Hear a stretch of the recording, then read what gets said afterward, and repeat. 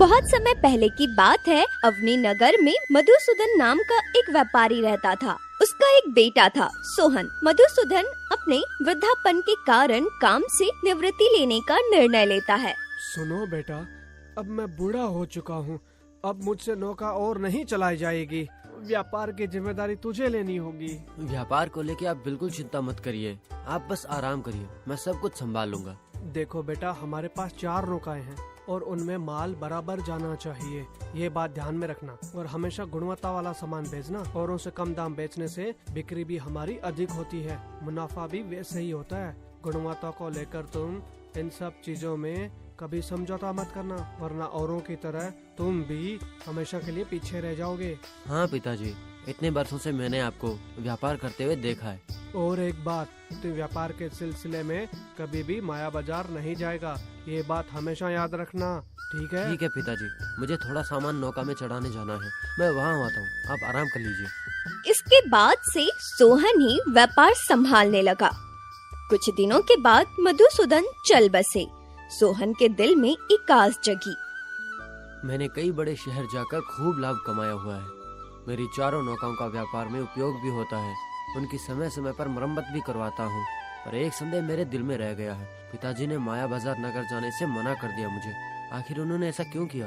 किसी वजह से ही किया होगा। अब उस विषय में तुम्हें सोचना बंद कर देना चाहिए। मैं इतने शहर घूमा हूँ, उस शहर भी जाने का मन है। हम इस बार माया बाजार चलेंगे, हाँ, देखेंगे कि वहाँ व्यापार कैसे होता है। अरे तेरे पिताजी ने खास मना किया ना, तो कोई जरूर बात होगी। और वैसे भी वो पराया राज्य वहाँ नहीं जाते हैं। अरे तुम इतना क्यों डर रहे हो? नुकसान होगा तो कोई बात नहीं, लेकिन हमारा माया बाजार जाना तय है, ठीक है? तेरे पिताजी के देहांत के बाद तूने पता नहीं कितनी बार माया बाजार की बात की है। इस बार हमारा सफर माया बाजार के लिए होगा। नौका तैयार रखना कुमार। तरह पिताजी ने जिस माया बाजार में जाने से मना किया था, वहाँ जाने की तैयारी उन दोनों ने कर ली। अरे वाह, कितनी सुंदर नगरी है।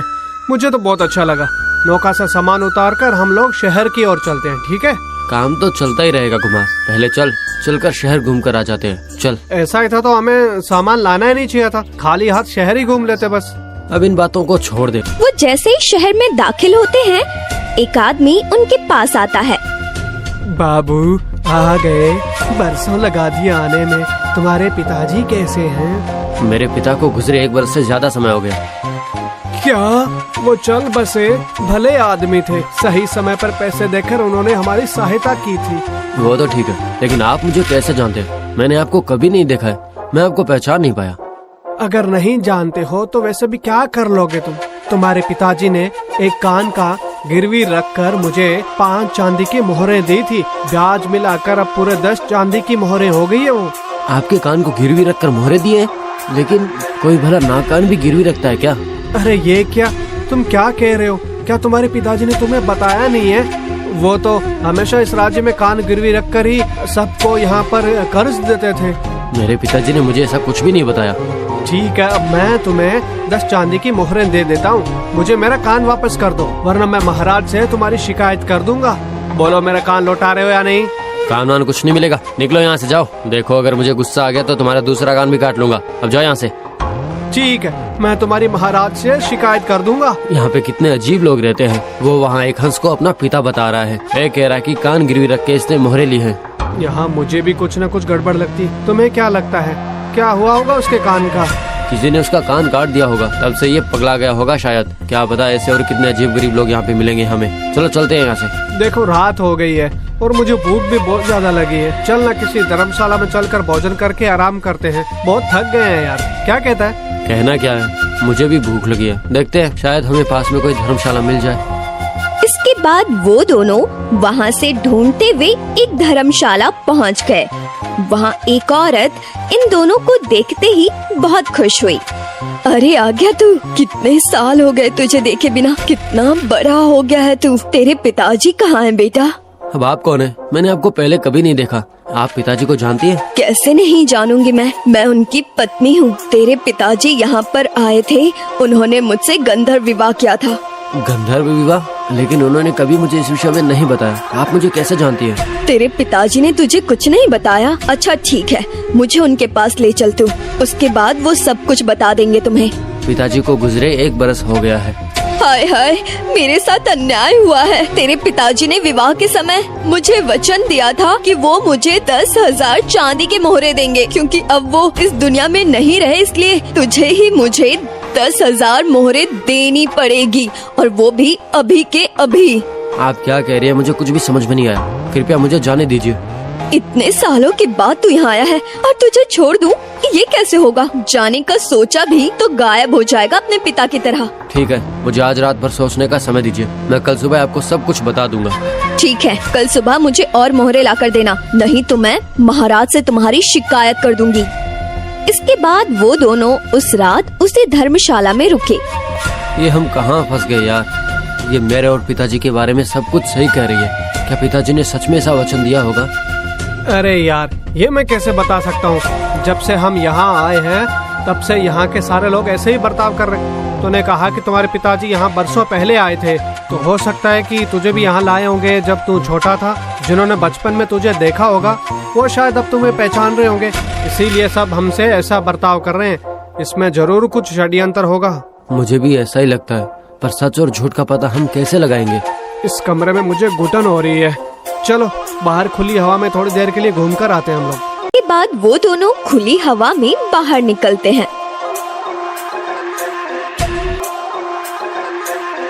कुमार, देखो तो, धर्मशाला वाली औरत वहाँ किसी से बात कर रही है। कौन होगा वो? चल थोड़ा पास से देखते हैं हम, उसे भनक ना पड़े इसका ध्यान रखना है हमें। अरे तूने पहचाना क्या उसे? अरे क्यों नहीं पहचानूंगा, वही है ना जिसने तेरे पिताजी के पास कान गिरवी रखने का दावा किया था। उसके दोनों कान नहीं है। हाँ भैया, लेकिन वो इस औरत से क्या बात कर रहा होगा? अगर 10,000 मोहरे नहीं देगा तो नहीं छोड़ूंगी मैं। क्या उसको तुझ पे संदेह नहीं हुआ? उसने तुझे भी भाव नहीं दिया होगा, है ना? सोच रहा हूँ महाराज से जाकर उसकी शिकायत कर ही दूं। थोड़ा रुक जाओ, शिकायत कर लेना, पहले उससे 10,000 मोहरे तो ले लूं। इस तरह हम नौका में यात्रा करने वाले सभी व्यापारी के बारे में पहले ही जानकारी हासिल कर लेते हैं, ताकि उन्हें हम लूट सके अपने हिसाब से। उस व्यापारी की जानकारी मैंने ही तुम्हें दी थी। जो 10,000 चांदी के मोहरे तुम्हें मिलेगी, उसमें से 100 मोहरे मेरी होगी, पहले बता देता हूँ। मैं क्यों दूं? तुम महाराज से शिकायत करने के बदले उनसे 10,000 चांदी के मोहरे मांग लेना, या फिर उनसे कान मांग लेना। तुम देखना, महाराज तुम्हें इसके बदले मोहरे जरूर दे देंगे, यकीन करो। तुम्हें लगता है महाराज ऐसा निर्णय लेंगे? हैं? महाराज ने आज तक कोई सही निर्णय लिया है? वो तो बस शिकायत करने वाले की बात सुनकर बिना जांच पड़ताल किए ही दंड दे देते हैं। ठीक है, अगर मुझे 10,000 चांदी की मोहरे मिली तो तुम्हारे हिस्से में से मुझे कोई मोहरे देने की जरूरत नहीं है। मैं चलता हूँ, सुबह आऊँगा तो बताना कि तुम्हें उन्होंने मोहरे दी या नहीं, बताना, ठीक है? इस तरह बात करने के बाद कनकटा संजय वहाँ से चला जाता है। रमा भी अंदर चली जाती है। तो ये उनका षड्यंत्र है। तो ये हमारे बारे में पहले से पता कर चुके थे, तभी तो सब पिताजी के बारे में पूछ रहे थे। हमें तुरंत यहाँ से खिसकना ही होगा। तू सही कह रहा है, हमें यहाँ से जल्दी जाना चाहिए, नहीं तो वो 10,000 मोहरे लेकर ही रहेंगे हमसे। हम अभी के अभी कहाँ जा सकते हैं? इस गांव में हम किसी को जानते भी नहीं। चल चल, पहले हम यहाँ से निकल जाते हैं। इसके बाद वो दोनों वहाँ से कुछ दूर जाते हैं। कुछ दूर जाने के बाद इतनी रात हो गई और हम भटक रहे हैं यहाँ पे। बहुत ठंड भी है यार, बर्फ भी गिर रही है यहाँ पे। तो देखो, कोई घर के बाहर बैठा है। उस बाबा से चलकर हम सहायता मांग लेते हैं। बस आज रात को रुकने के लिए बोलेंगे। बाबा, हम व्यापार के सिलसिले में इस गांव में आए हैं। आज रात आपके यहाँ रुकने की जगह मिलेगी? जरूर मिल सकती है बेटा, लेकिन जाने से पहले तुम्हें खुश करना होगा मुझे। बस कल सवेरे तक जगह दे दीजिए। आप खुश हो जाओ, इतना धन आपको दे देंगे। ठीक है, फिर मुझे कोई आपत्ति नहीं होगी। मैं बाहर ही रुक जाऊंगा, तुम दोनों जाकर अंदर आराम कर लो। इस तरह उस रात वो दोनों वृद्ध के घर पर विश्राम करके सुबह उठकर चले जाते हैं। ये लो बाबा, आपको 20 चांदी की मोहरे दे रहा हूँ। इससे अपनी जरूरत का सामान खरीद लीजिएगा। अभी हम चलते हैं। ये क्या है? मैंने नहीं सोचा था तुम मुझे ऐसे धोखा दे दोगे। इस धन से मैं बिल्कुल भी खुश नहीं हुआ हूँ। क्या कहा? आप 20 चांदी की मोहरों से खुश नहीं हुए हैं? ठीक है, आप ही बताइए आपको कितने चाहिए? मुझे 10,000 चांदी की मोहरे चाहिए, तभी मैं जाकर खुश हो पाऊंगा। 10,000 चांदी के मोहरे?